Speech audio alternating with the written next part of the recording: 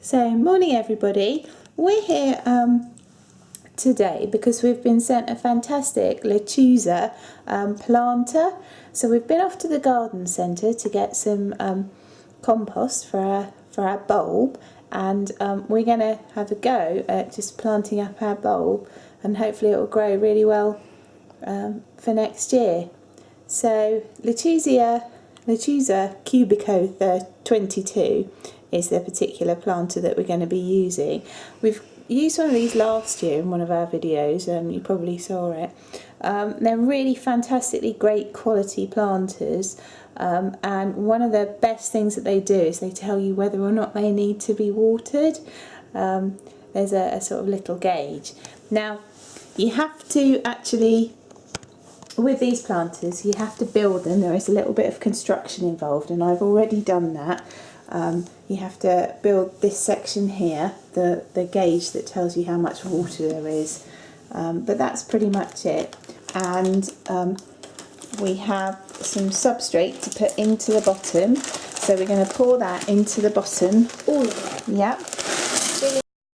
So on to the next stage, where we're getting our special bulb compost. It's taken me some time to acquire this bulb compost because requiring a special trip to the garden centre, but if anything's worth doing, it's worth doing properly. Isn't that right? Yeah.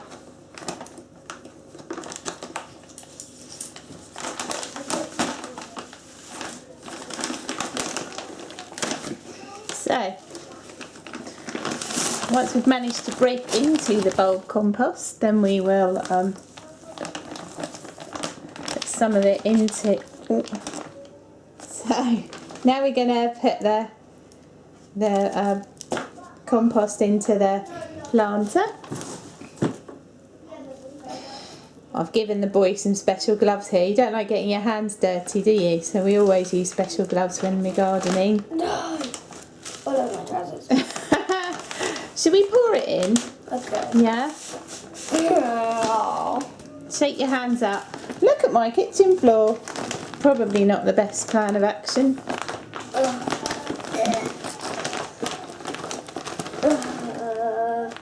We should have done this outside. We probably should have done this outside. Ah!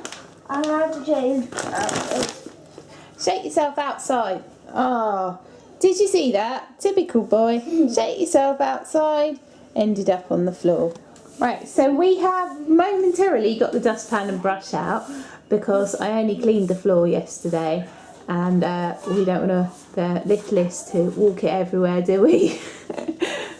So this is probably the one and only time you'll see my son using a dustpan and brush, as cleaning really isn't a boy thing in our house, although I am doing my best to train him. Do you enjoy doing this? No.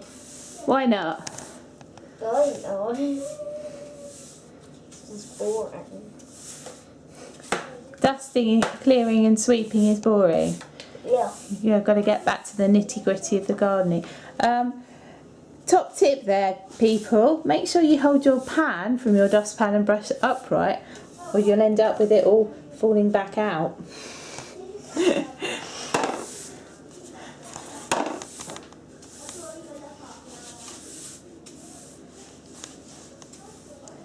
So it is. So we were sent this beautiful amaryllis bulb. Look at this bulb. It doesn't look beautiful. That's amazing though, isn't it? Can you see the roots and things on it? Yeah. So which way up do we need to plant it? This way. That's right. So should we pop it into the planter? So we do need to make some space. Perhaps we have slightly overfilled the soil there.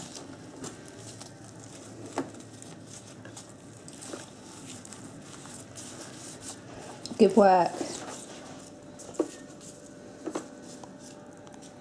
Should we see if we can wiggle it down a little bit more?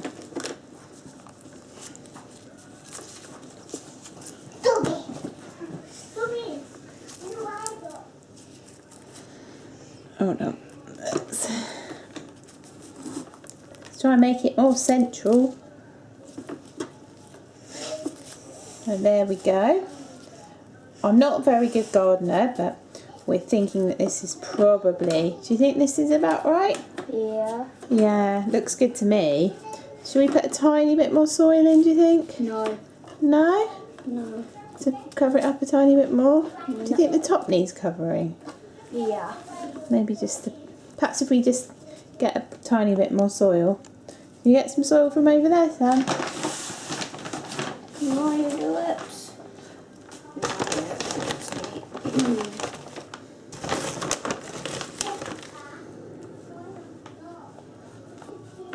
There we go.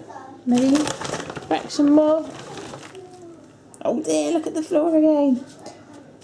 Another tip here, if you want to do gardening with kids, make sure you do it outside. Right, so, I did say. are we happy with that? I think we're happy with that. We'll have to go and check, won't we, to see how covered up. Let me just, I'll go and check in a sec. But there we are, so what do you think? Good. Good? It's looking nice, isn't it? Mm-hmm. Right, thank you, Sam. Right, so in seeking more advice about this, these amaryllis bulbs need to be potted really firmly. They like to be really tightly in and with about a third of it exposed. So I'm going to press down the compost really firmly to make it very tight in the pot. Ideally, I think what we could also do is cut out a yogurt pot or something. We might consider doing that if we don't get any results, and planting the bulb within the yogurt pot into the planter, just to make the bulb feel quite constrained.